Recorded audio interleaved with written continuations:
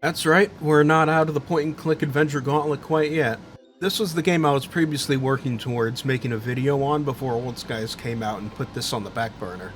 I had most, if not all, the footage I needed recorded already, I just needed to get to writing it. Besides, I've been sitting on this game for a while in general, taking my good old time procrastinating despite having reviewed the first game like 2 whole years ago now, so I think this video is a little more than overdue. So let's take a look, shall we? How much have things changed and how much have they stayed the same for our supernatural buddy cop partners? This is the Darkside detective, Fumble in the Dark.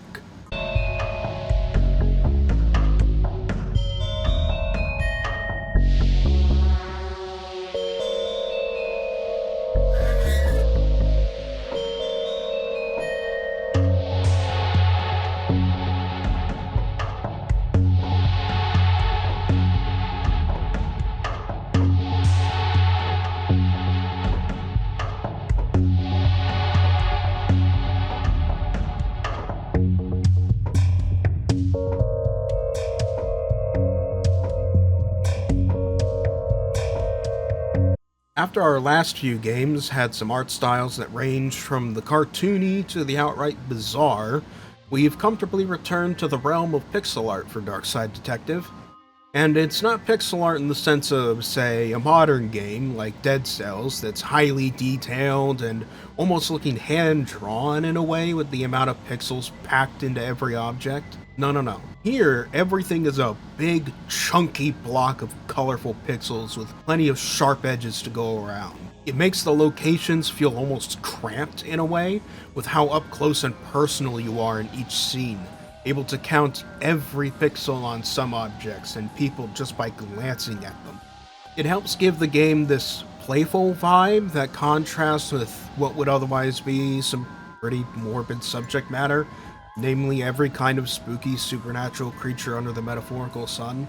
It almost feels like you're playing with a Lego set given how blocky everything is.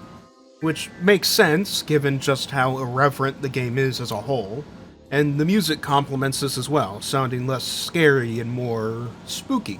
Scary would be something like, Outlast, where it's genuinely trying to get under your skin and unnerve you. Spooky is, well, this. It's not exactly taking itself seriously, and neither are the characters. Speaking of, what's our detective duo up to this time?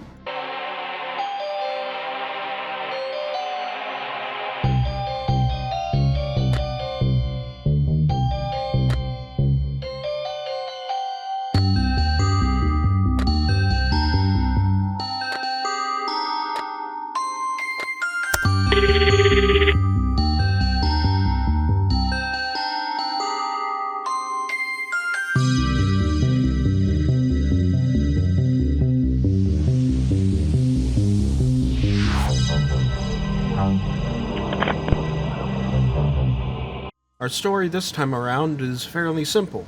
We continue to follow the events from the perspective of Detective McQueen and, assuming he's not trapped, his crime-fighting partner Officer Dooley, who is somehow the actual police officer in this scenario. Regardless, we find the two a while after the events of the first game, and it seems that supernatural events have died down so much that the local PD sees no reason to maintain the supernatural department anymore, leaving McQueen back in the role of a normal detective doing normal detective things like solving murders. So now he has to navigate the irreverent situations that the people and places of Twin Lakes put him in, with supernatural threats beginning to appear again, all with only the authority of your average detective. However, something deeper lurks in the shadows. A greater, more cosmic threat is attempting to use incidents as weak points to break into the physical world, or who knows what evil plan. It's Cthulhu. It's obviously Cthulhu, or whatever Darkside parody version of Cthulhu it is. It's not even a spoiler, he's literally on the cover art. The game is told through a series of episodes, each one being its own little case that McQueen investigates and has on file on his computer. And things progress pretty much the same as before. If it ain't broke, don't fix it, you know? And speaking of, how about that gameplay?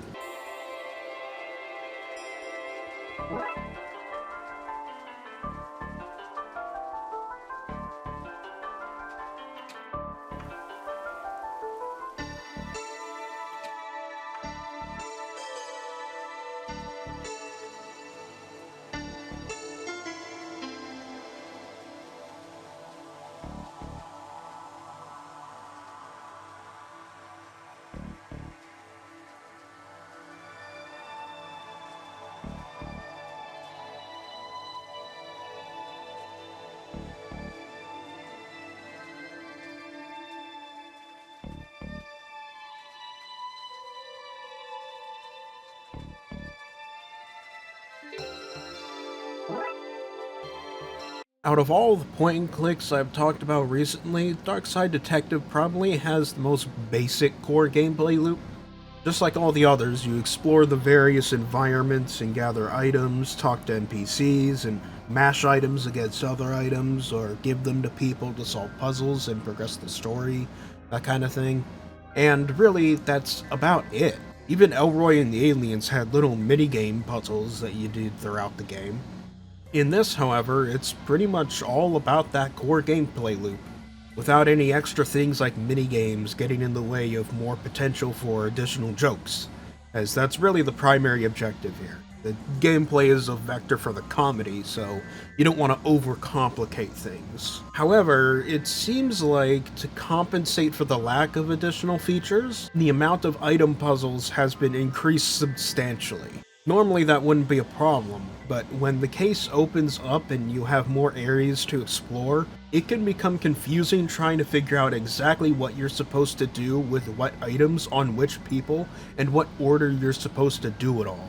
You can't softlock yourself necessarily, but you can be progressing on one puzzle in a certain area, only to realize later that you can't solve it yet because you haven't actually solved the puzzle that you were supposed to solve first, because that puzzle gives you the item that you need to solve the puzzle that you were doing first.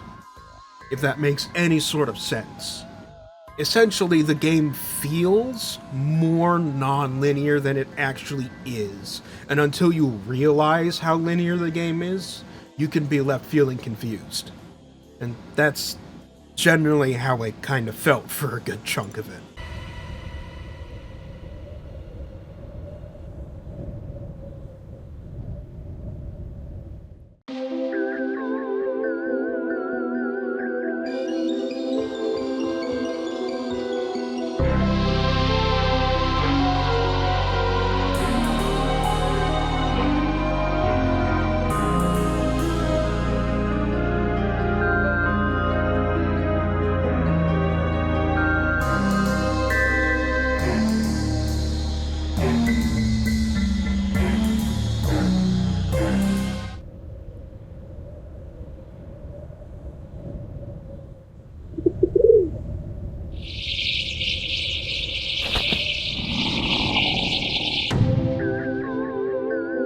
And frankly, those are my general feelings on this second edition to the Darkside Detective series. It's a cute little point and click that can be funny at times if you're into the sort of rational person in an irrational world setup, but the puzzles can feel needlessly convoluted and confusing sometimes.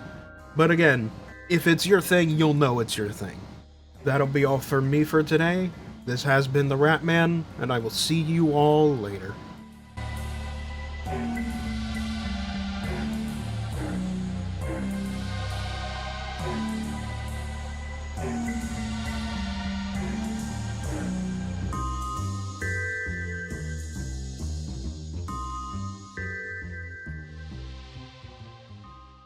And lastly, a special thank you shout out to Mike Uniturtle, Reese, Scarlet, and Dizerat. Thank you for the $5.